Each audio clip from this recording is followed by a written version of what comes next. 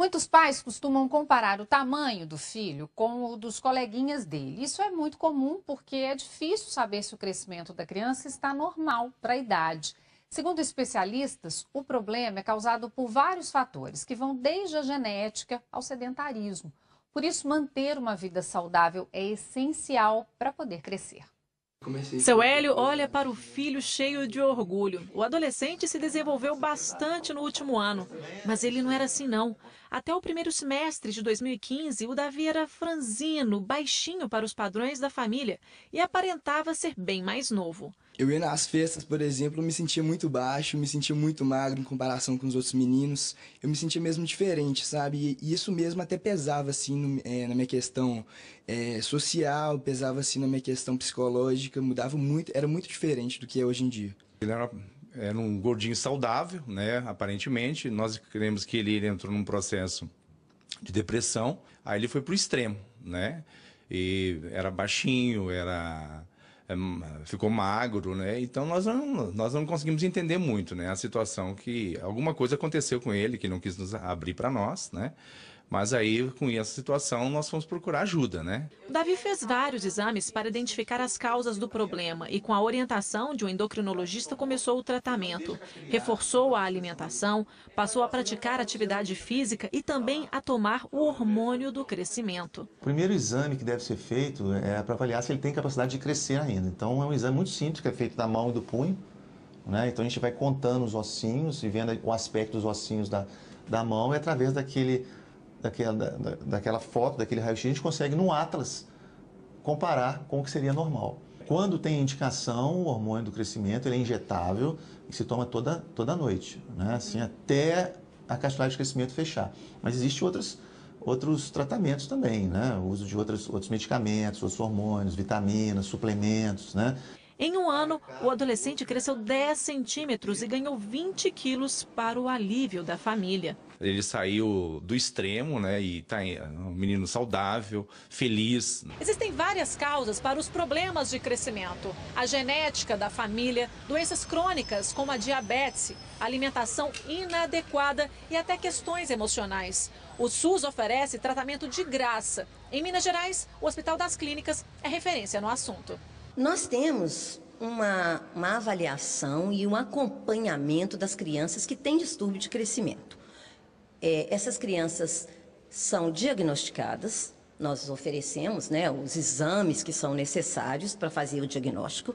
Se elas tiverem, por exemplo, uma necessidade de reposição hormonal, o SUS oferece. Para especialista, é importante que a criança e o adolescente sejam sempre acompanhados por um médico para identificar pequenos distúrbios o quanto antes. Se um diagnóstico é feito muito tardiamente, não adianta mais dar o hormônio de crescimento, porque a criança não tem mais condição de crescer. O nosso organismo, ele tem os seus limites. E ela defende que, além de comer, uma vida equilibrada é o melhor segredo para poder crescer. Criança precisa ser bem cuidada.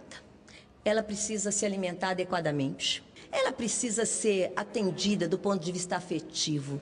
Ela precisa ser estimulada. Ela precisa ter atividades físicas. Isso tudo colabora com o crescimento da criança. É ter uma vida saudável. Os pais que desejam atendimento para filhos no setor de endocrinologia pediátrica do Hospital das Clínicas da UFMG devem fazer primeiro uma consulta com um especialista no posto de saúde. Depois, a criança é encaminhada para o tratamento oferecido pelo SUS no hospital.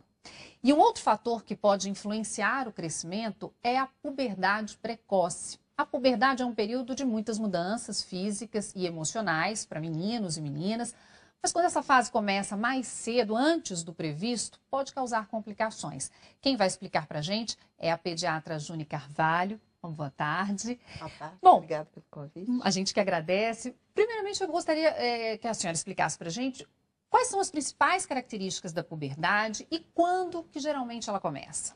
Bom, as principais características da puberdade são o aparecimento de pelos, o aparecimento de mama, mudança de características físicas, a forma arredonda, os meninos ficam mais musculosos, há E esses aparecimentos, esses acontecimentos, eles são gradativos. A gente considera que uma criança do sexo feminino está com características de puberdade precoce, quando esses eventos acontecem antes de 8 anos e nos meninos antes de 9 anos.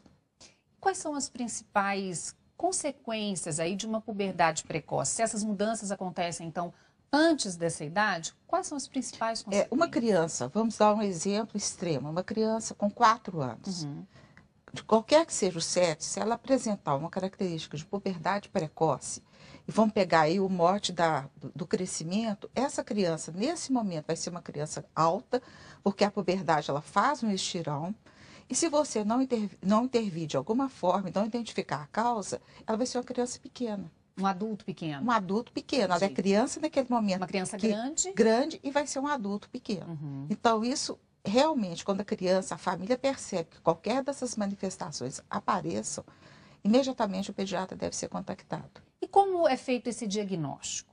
Como é que o pediatra atua? Existem alguns exames? Como é que... Sim, o diagnóstico ele é bastante extenso e você tem vários tipos de entrada pela puberdade. Você pode ter uma puberdade que a gente chama central, que ela inicia por alteração do eixo, que ela simula uma puberdade normal, que a nossa puberdade normal é assim, ela vem pelo centro, ela vem pela cabeça, ou ela pode ser por algum órgão periférico, ou por uma alteração na suprarrenal, ou por uma alteração no ovário, ou por uma alteração no testículo. A abordagem é um pouco diferente, ela é complexa, mas ela é bem estabelecida. Existem bons protocolos, o governo estabelece bons protocolos, o Hospital das Clínicas, os consultórios, os médicos que estão acostumados a trabalhar com isso, trabalham com segurança.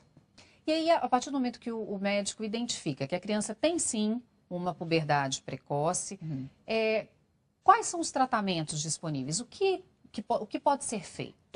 O tratamento da puberdade precoce depende da etiologia. Se você tem uma etiologia tumoral, você vai remover o tumor.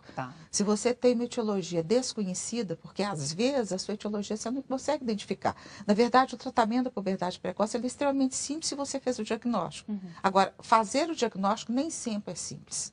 Se você é uma criança com paralisia cerebral, ela pode ter bridas cerebrais que estimulam a puberdade e você é obrigado a bloquear, considerando quase idiopática. Quer dizer, você não sabe exatamente a causa, você suspeita que seja isso. Se a criança tem uma hidrocefalia, se ela teve um traumatismo craniano, se ela teve um tumor cerebral, para cada etiologia dessa, você vai ter um tratamento. Entendi. Por isso a importância desse acompanhamento. E caso você feche um diagnóstico de puberdade precoce central, também o governo disponibiliza, tem um protocolo, você faz o protocolo com todos os exames solicitados e o governo disponibiliza o tratamento. Entendi. Isso é uma coisa que não há problema. Aqui em Minas funciona muito bem. E no caso da criança, é importante também um acompanhamento psicológico, porque muitas vezes ela é exigida, cobrada como uma criança maior, um adulto e além da criança. Esse acompanhamento psicológico também ajuda? Se você tem um diagnóstico de puberdade precoce, realmente, dependendo da intensidade do quadro, precisa de um acompanhamento psicológico. Acontecem muitas modificações e algumas não são reversíveis. E realmente a criança precisa de um suporte, não é só a criança, a família para poder lidar com aquilo. O ambiente escolar da criança, para a criança ser protegida. Se a criança está numa instituição que ela corre risco de abuso, a abordagem tem que ser com toda a instituição. O acompanhamento e aí a presença. Às vezes até a criança com um quadro de puberdade normal, a partir de 8 anos, ou a partir de 9 anos, dependendo da maturidade da criança, vocês precisam de um apoio. Ok, muito obrigada e uma ótima tarde. Obrigada.